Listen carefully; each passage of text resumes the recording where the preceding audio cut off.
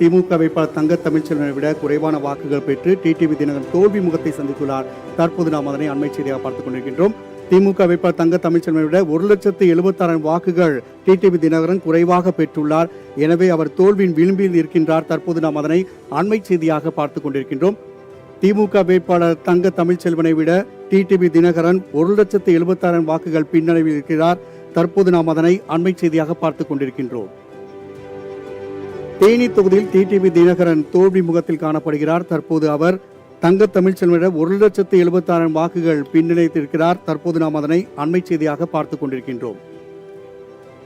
தேனி தொகுதியில் பாஜக சார்பில் போட்டியிட்ட அமமுக பொதுச் செயலாளர் டிடிவி தினகரன் திமுக வேட்பாளர் தங்க தமிழ்ச்செல்வனிடம் 1,76,000 வாக்குகள் பின்னணியில் இருக்கின்றார். தற்போது நாம் அதனை அண்மை செய்தியாக பார்த்துக் கொண்டிருக்கின்றோம்.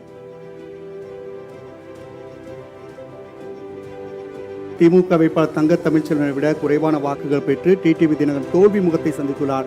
தற்போது நாம் அதனை அண்மை செய்தியாக பார்த்துக் கொண்டிருக்கின்றோம். திமுக வேட்பாளர் தங்க தமிழ்ச்செல்வனை விட 1,76,000 வாக்குகள் டிடிவி தினகரன் குறைவாக பெற்றுள்ளார். எனவே அவர் தோல்வியின் விளிம்பில் இருக்கின்றார். தற்போது நாம் அதனை அண்மை செய்தியாக பார்த்துக் கொண்டிருக்கின்றோம். திமுக வேட்பாளர் தங்க தமிழ்ச்செல்வனை விட டிடிவி தினகரன் 1,76,000 வாக்குகள் பின்னடைவில் இருக்கிறார். தற்போது நாம் அதனை அண்மை செய்தியாக பார்த்துக் கொண்டிருக்கின்றோம்.